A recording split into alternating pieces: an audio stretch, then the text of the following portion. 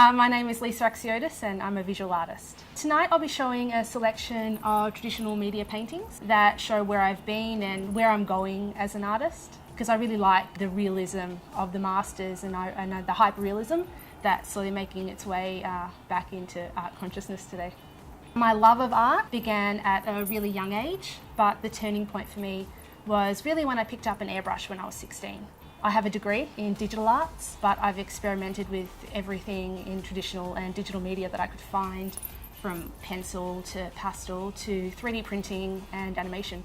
I'm inspired by a lot of things, lots and lots of disparate things, but I love fantasy and I love books and I'm a really visual person. Generally I'll see something and it'll spark some sort of visual in my head, and that's where I go to from there.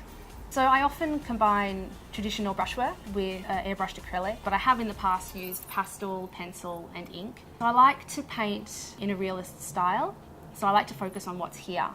And essentially what's beautiful, because the world is this intrinsically complex interplay of balance, scale and proportion, which is essentially what beauty is. But I'm now pushing into allegory consciously because I think it's a really interesting way to communicate, but it also allows me to maintain what I believe is integrity of skill, which is really important to me.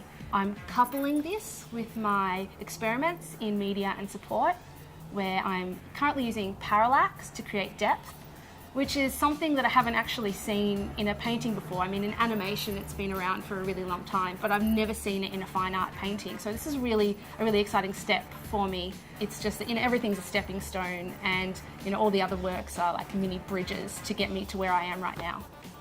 I never want to be complacent. I'm most interested when I'm either trying something new or building on something that's new to me. Creativity is this connect the dots exercise, and everything that we currently know is because someone else connected enough dots to make it relevant to us today. So I'm most interested when I'm searching for dots and connecting things that, no matter how disparate they seem, that's what I really like about making. And I really like the idea that the longer I do this for and the more I do it, the vaster my web of my very own dots will be. People are often interested or impressed by the detail in my work because it's very meticulous. I've often heard people say, oh, I wish I could do that. And while that's really flattering, I often think to myself, well, you could do it, you just have to try.